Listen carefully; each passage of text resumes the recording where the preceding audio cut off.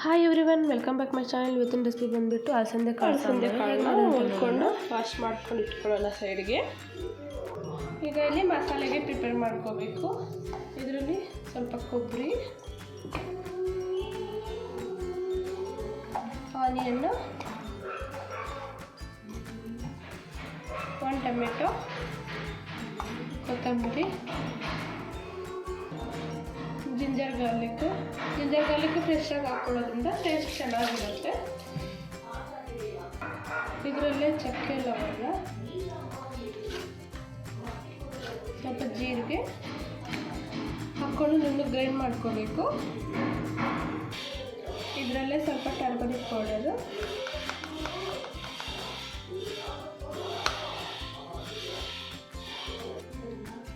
Two spoon coriander powder,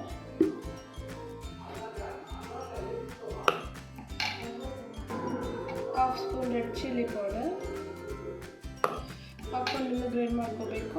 ಇಲ್ಲಿ ನುಣ್ಣಗೆ grind ಮಾಡಿಕೊಂಡು ಸೈಡ್ಗೆ ಇಟ್ಕೊಳ್ಳೋಣ. ಇಲ್ಲಿ ಕುಕ್ಕರ್ ಬಿಸಿ ಆಗೋಕ್ಕೆ ಇಟ್ಕೊಂಡಿದ್ದೀನಿ. ಸ್ವಲ್ಪ ಆಯಿಲ್ ಹಾಕ್ಕೊಳ್ಳೋಣ.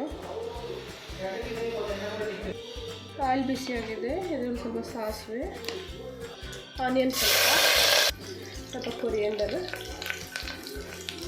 ಸ್ವಲ್ಪ ಕರಿ ಲೀವ್ಸು ಚೆನ್ನಾಗಿ ಫ್ರೈ ಮಾಡ್ಕೋಬೇಕು. ಇದರಲ್ಲೇ ಒಂದು ಬದನೆಕಾಯಿ, 2 ಆಲೂಗಡ್ಡೆ ಹಾಕ್ಕೊಂಡು ಫ್ರೈ ಮಾಡ್ಕೋಬೇಕು.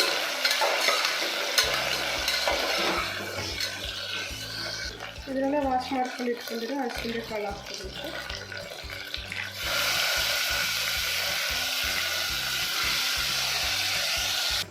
ಹಾಕ್ಕೊಂಡು ಚೆನ್ನಾಗಿ ಫ್ರೈ ಮಾಡ್ಕೋಬೇಕು. ಇದನ್ನು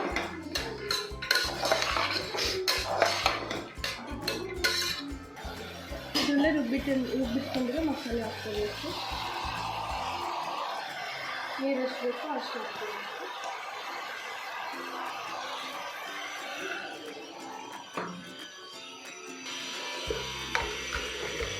ರುಚಿಗೆ ತಕ್ಕಷ್ಟು ಸಾಲ್ಟು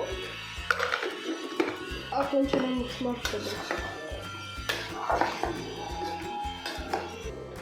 ಕುಕ್ಕರ್ ರೆಡಿ ಮಾಡಿಕೊಂಡು 3 ವಿಸಿಲ್ಸ್ ಬಂದರೆ ಸ್ಟವ್ ಆಫ್ ಮಾಡ್ಕೊಂಡಿರಬೇಕು.